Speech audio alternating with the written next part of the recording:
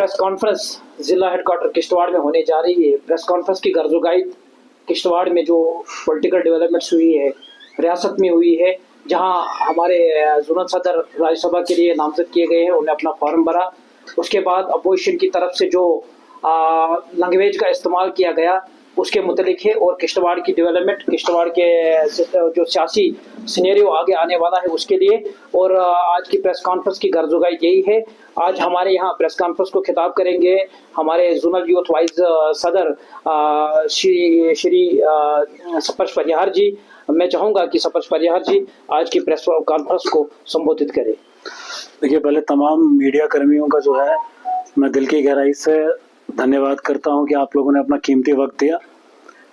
आप जानते हैं कि राज्यसभा के इलेक्शंस आ चुके हैं और इलेक्शन कमीशन ऑफ इंडिया का हम बड़ा शुक्रिया करते हैं, और आप सभी को मुबारकबाद है।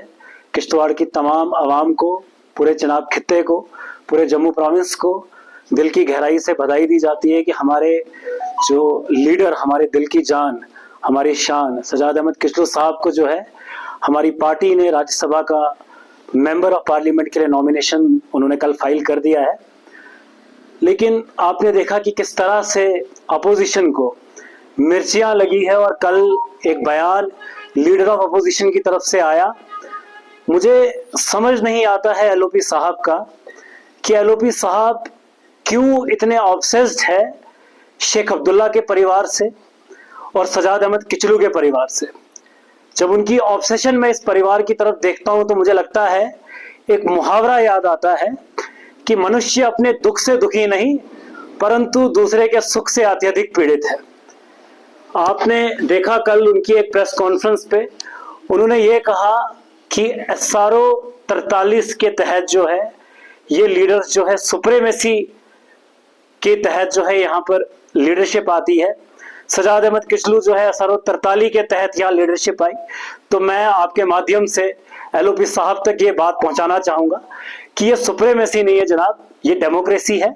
और डेमोक्रेसी में जब इलेक्शन हुए पिछले 11 साल के बाद, अब जब इलेक्शन कंडक्ट हुए, इलेक्शन कंडक्ट होने के बाद ये जम्मू कश्मीर की जनमानस ने नेशनल कॉन्फ्रेंस को भारी मत के साथ, भारी मेजॉरिटी के साथ जो है सरकार में बिठाया है। और ये लोगों की चॉइस है, ये लोगों के चुने हुए नुमाइंदे हैं जो आज चीफ मिनिस्टर उमर अब्दुल्ला साहब इस जम्मू कश्मीर में चीफ मिनिस्टर बनके पब्लिक के मसलों को डिलीवर कर रहे हैं। जी सर, अगर देखिए, नेशनल कॉन्फ्रेंस के भीतर जो है सब कुछ सामान्य है, और आगा सैयद रहुल्ला साहब जो है हमारे मेंबर ऑफ पार्लियामेंट है जो लोकसभा में हमें रिप्रेजेंट कर रहे हैं। और आगा सैयद रहुल्ला साहब का पहले दिन से जो है एक ही मुद्दा है, वो मुद्दा है जम्मू कश्मीर के अवाम के जो वायदे जो नेशनल कॉन्फ्रेंस ने मैनिफेस्टो में कहे थे उसको डिलीवर करना। और आप देख रहे हैं कि पिछले 1 साल में वो वादे डिलीवर होने शुरू हो गए। और आपने देखा जैसे कि वुमेन्स को फ्री सर्विस बस की, फ्री राशन, 200 इलेक्ट्रिसिटी के जो यूनिट की बात थी, आपने देखा 10+2 लेक्चरर्स की रिक्रूटमेंट, जेईज की रिक्रूटमेंट, नायब तहसीलदार की रिक्रूटमेंट। वो रिक्रूटमेंट है तो पिछले 11 सालों से जम्मू कश्मीर के जनमानस के युवाओं को नहीं दी गई। एक डेंटल सर्जन 2008 से रिक्रूटमेंट पॉलिसी नहीं आई। एलओपी साहब आज बात करते हैं स्टेटहुड रेस्टोरेशन कहने की कि आज अप्रोप्रिएट टाइम पर हम स्टेटहुड को रिस्टोर करेंगे, लेकिन वो स्टेटहुड रिस्टोर करना ही नहीं चाहते, क्योंकि जम्मू संभाग को जिन्होंने 28 MLA देकर भारतीय जनता पार्टी को रिप्रेजेंट किया, लाया आगे लोगों ने, लेकिन स्टेटहुड रेस्टोरेशन का वादा जम्मू संभाग के साथ भी किया गया। लेकिन ये लोग इसलिए स्टेटहुड रेस्टोरेशन की बात नहीं करना चाहते क्योंकि इनको पता है कि अगर स्टेटहुड रिस्टोर हो जाएगी तो ये कहीं ना कहीं पावरलेस हो जाएंगे, और ये लोग पावरलेस नहीं रहना चाहते हैं। इन्होंने एक बात कही ना कि सुप्रीमेसी की बात है। आप देखिए, सुप्रीमेसी जो है इन लोगों ने है। इलेक्टेड लेफ्टिनेंट गवर्नर सेंटर की तरफ से जम्मू कश्मीर में है। ये SRO 43 लीडरशिप की बात करते हैं। मैं SRO 43 की लीडरशिप पर एक एग्जांपल देना चाहूंगा कि ऑनरेबल होम मिनिस्टर के बेटे को, सुपुत्र को BCCI का एक दायित्व दिया जाता है जय शाह को। वहां पे सुप्रीमेसी इंपोज होती है, सुप्रीमेसी इंपोज होती है। सर मेरी बात, पहले मेरी बात को कंप्लीट होने दीजिए, उसके बाद मैं जवाब आपको जरूर दूंगा। जी, ये नेशनल, आप बड़ी बेहतर से एक चीज जानते हैं कि जम्मू कश्मीर केंद्र शासित प्रदेश है और केंद्र शासित प्रदेश को चलाने वाली सरकार भारतीय जनता पार्टी की है। 2014 से लेकर 2024 अगर आप पीछे का पीरियड भी देखेंगे तो इनका एक अलायंस पीरियड था पीडीपी के साथ, और उसके बाद अभी जब से लेफ्टिनेंट गवर्नर का शासन हुआ है तो सरकार जो है कहीं ना कहीं केंद्र की सरकार है। आपने जो रिक्रूटमेंट पॉलिसी की बात करी, मैं उसी पर कह रहा था कि पिछले 11 सालों में कोई रिक्रूटमेंट पॉलिसी नहीं हुई। साथ ही साथ हमने आपको कहा, अभी आप जम्मू किश्तवाड़ का नेशनल हाईवे की हालत देखिए, national highway authority of India के अंडर ये हाईवे आता है। पिछले 1.5 महीने से एनएचएआई जो है इसको, इस सड़क का मसला हल नहीं हो रहा है क्योंकि it is directly under the control of central government. में नेशनल कॉन्फ्रेंस ने जो वादा जम्मू कश्मीर की जनमानस के साथ किया, मैंने आपको पहले ही स्टार्टिंग में ही बता दिया था कि वो वादे ग्राउंड पर भी इंप्लीमेंटेड है, डिलीवर्ड है। आपने बात करी अंत्योदया की, तो 1 साल में अंत्योदया वालों को राशन मिल गया, और आने वाले 4 सालों में आप देखेंगे जो वादे जम्मू कश्मीर के जनमानस के साथ किए, that will be delivered in upcoming 4 years. और दूसरी मैं आपको चीज कहूंगा, चाहे वो 200 यूनिट इलेक्ट्रिसिटी की बात है, चाहे फ्री जो आपने बात कही जेके पीएसआई वालों की कि इनके लिए जो है फॉर्म्स फ्री होंगे, तो Jammu Kashmir service selection board के चेयरमैन से जब इस मसले पे पूरा देखा जाएगा तो आने वाले 4 सालों में बच्चों के लिए फ्री रिक्रूटमेंट पॉलिसी भी लाई जाएगी, बीपीएल के लोगों के लिए भी सोचा जाएगा। हर मसले जो है 4 साल में हल किए जाएंगे। ये पिछले 11 साल की एक भरी हुई गंध है जिसको अभी खत्म करने में वक्त लगेगा।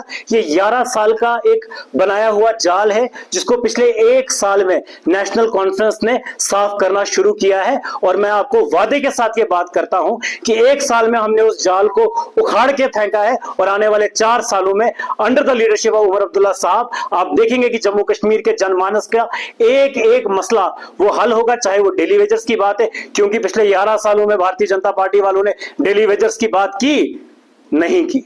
11 साल में डेली वेजर्स के मुद्दे भूल गए। आप डिस्ट्रिक्ट किश्तवाड़ पे बात कर रहे थे, तो मैं डिस्ट्रिक्ट किश्तवाड़ की बात कहूंगा। रात के 10 बजे आप कभी डिस्ट्रिक्ट हॉस्पिटल की हालत देखिए, 1 doctor is dealing with the every emergency cases, either it is the accidental case, either it is an emergency case, 1 doctor is dealing with all the cases. Second, अगर मैं बात करूंगा, मालीपेट से आप एंट्री करें, एक स्टार्टिंग हमारा वेलकम गेट है, वेलकम गेट के बाद आप पुराने यहाँ शराब ठेके के पास आए, एचडीएफसी ब्रांच हेड के पास आए, आप बीच बस स्टैंड पे सड़क की हालत देखिए। और ये पिछले 11 साल की डेवलपमेंट है under the leadership of Bharatiya Janata party, under the leadership of LOP साहब। और एलओपी साहब किश्तवाड़ और जम्मू कश्मीर की बात करते हैं ना, वो लीडर है, किश्तवाड़ का भला नहीं कर सके तो 10 सालों में उन्होंने पार्डर की और प्रस्थान कर दिया। तो मैं एलओपी साहब से चाहूंगा पहले आप किश्तवाड़ का भला करें, फिर आप जम्मू संभाग और जम्मू कश्मीर की बात करिए। जो आपको यहाँ पर दिख रहा है डिस्ट्रिक्ट हॉस्पिटल का, या पूरा, चाहे आप डिस्ट्रिक्ट पुलिस लाइन चले जाओ, ये जो भी सरकारी इंफ्रास्ट्रक्चर देखो, this all infrastructure is given under the leadership of Sajad Ahmed Kichloo. और आप जाकर डिस्ट्रिक्ट हॉस्पिटल में देखना, वो सीडीएफ के नाम तक को हटा दिया गया है सजाद अहमद किचलू के, क्योंकि उन नामों को ये लोग बर्दाश्त नहीं कर सकते। ये सारी इमारत, ये सारा इंफ्रास्ट्रक्चर सजाद अहमद किचलू की देन है। और एक और चीज, क्योंकि एमएलए किश्तवाड़ वहां गई थी और एमएलए किश्तवाड़ ने एक मुद्दा उठाया था कि वुमेन्स के लिए जो है, लेडीज के लिए वहां पर एक अलग ये वॉशरूम की फैसिलिटी नहीं है। तो पिछले 11 साल में एलओपी साहब ने क्या उनको ख्याल नहीं आया कि यहाँ पर एक अलग वॉशरूम की फैसिलिटीज होनी चाहिए? तो ये सारी विफलताएं इनकी है, लेकिन इस विफलताओं को जतलाने के लिए कोई है नहीं। आप वाटर क्राइसिस की हालत देख लीजिए, यहाँ तो एक बयान, एक बहुत बड़ा मंच पे स्पीच हुई थी कि नाईगढ़ में जो है अब्दुल्ला और मुफ्ती खानदान बहेगा। खैर, मुफ्ती खानदान और अब्दुल्ला खानदान बाहर नहीं, लेकिन आज भी अगर आप हिडियाल एडजॉइनिंग एरिया में जाए, आप तंद में जाए, आप